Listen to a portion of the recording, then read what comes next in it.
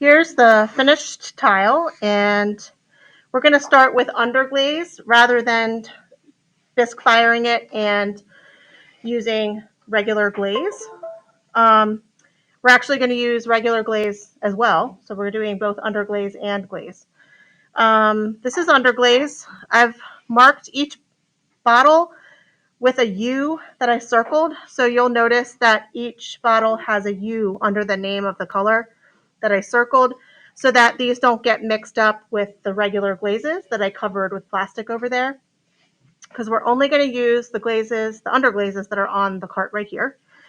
And some of them are a little bit chunky, so let's take a look at this one. This one looks good. It's nice, even consistency, but I opened up this one earlier. This one's a little bit chunky. You can see there's still some chunks in there. So some of the glazes, underglazes, you may find that you have to mix, okay? They should all have enough water in them. You just might have to mix them up a little bit before you use them, okay?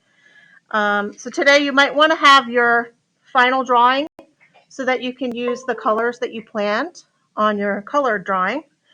And you can look at the glaze tile samples here to see what colors of underglazes you might want to use. So I've got in my colored drawing brown for the tree, although I would want to variations of brown. So I would probably use the mahogany brown, which is the color that's in this little teardrop shape, not the color of the clay here.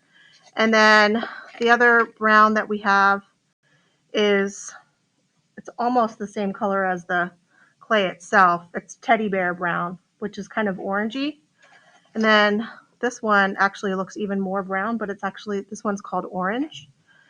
So you have to see what they're going to look like once they are fired with transparent glaze on top of it. You have to look at these samples, okay? So you can always, when you look at these, you can always see what it's going to look like after it's fired and what it's going to look like after it's then fired again with transparent glaze on top of it.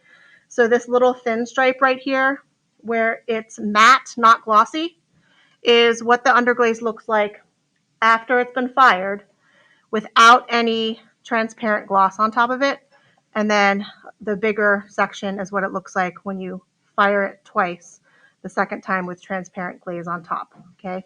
Because this underglaze does not get glossy. It stays matte like this. So I picked out some colors that I liked that kind of go with my drawing. So I've got this purple color here. This is pansy purple. I'm going to use that. The light pink also, I'm going to use that. And then I like the turquoise for the water in the background.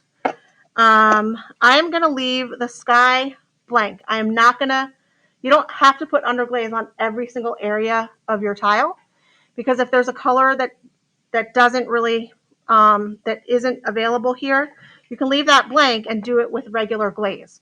So my sky blue, there isn't really a sky blue. This one would be perfect for the sky if we had it, but we do not have light blue underglaze anymore. And then this is an older one that I don't think we've had for a while, this other light blue.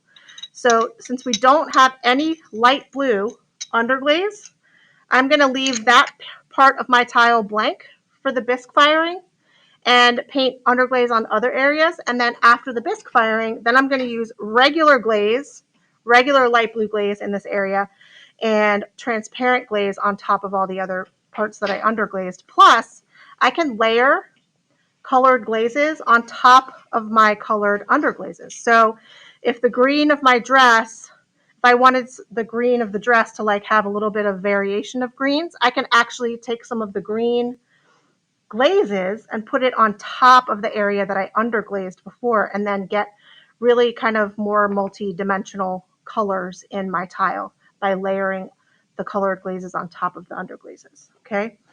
So I picked out a few colors to start with by looking at these tile samples, and got a whole bunch of stuff on there. What you need is a piece of paper on the table, this piece of newsprint paper, like a placemat on your table. your drawing if you feel like you need it to look at the colors that you planned. You don't have to have your drawing in front of you if you remember your colors.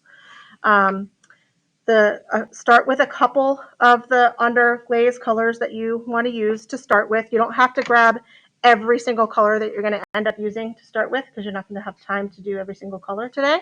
But maybe start with 1 or 2 colors. Okay, you're going to need a couple of paintbrushes, and they need to be the little detail paintbrushes, because we have, pretty small details in our small tiles.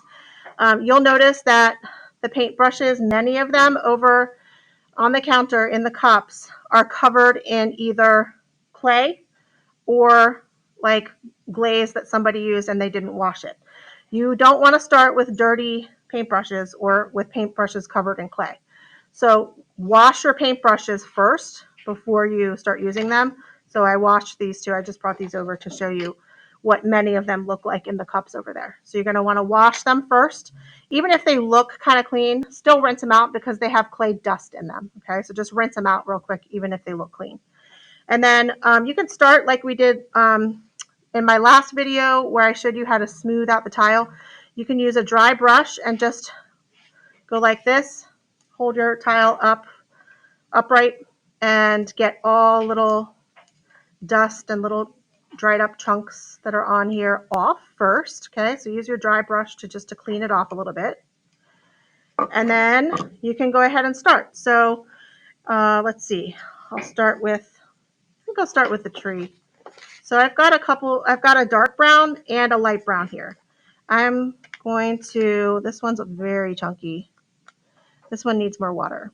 Okay, so if you come across a underglaze that looks like this, where I did add water to all of them on Friday, but this one obviously did not get enough, just bring it to me. I'll add enough water, shake it up, and you can start stirring it up. So this one's not really usable right now. That's okay. Put this brush down. This one should be ready to use. This is teddy bear brown. It's a very, very light brown.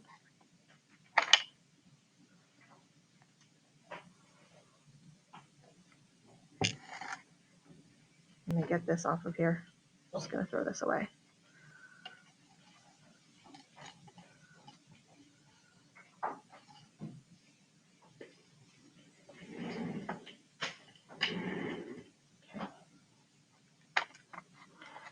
You can just dip right into the bottle and you can just start painting your glaze on. So I'm going to get some light brown onto this tree branch here. I will be going back in with some darker brown on top of it. You can layer these, okay? So just go ahead and start painting one color, and then once that dries, you can layer other colors onto it. So I would take the dark brown and I would do kind of more of like a little stripes, like a bark texture with the dark brown on top of this one, okay?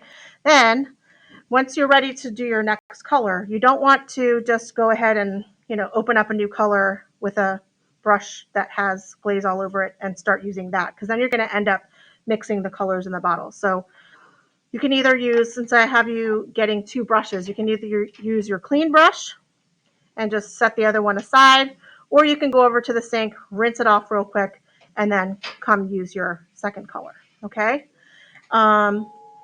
The great thing about underglazes is that they're really versatile. So this has not been fired yet. This is greenware. With regular glaze, you need to bisque fire your greenware first before you use the glaze. With underglaze, you can do it either on greenware or bisqueware, and you can layer with regular glazes. Also, the colors of these don't end up changing when you fire them. They pretty much look the same as they do in the bottle. The only way they change a little bit is that the color deepens when you apply the clear, transparent glaze on top for the second firing. Yeah. You can layer underglazes on top of each other, and you can layer glazes on top of underglazes. And so to get this shiny effect that you see here, as opposed to this matte stripe that's right here, you just put transparent glaze on top of the underglaze and fire it again.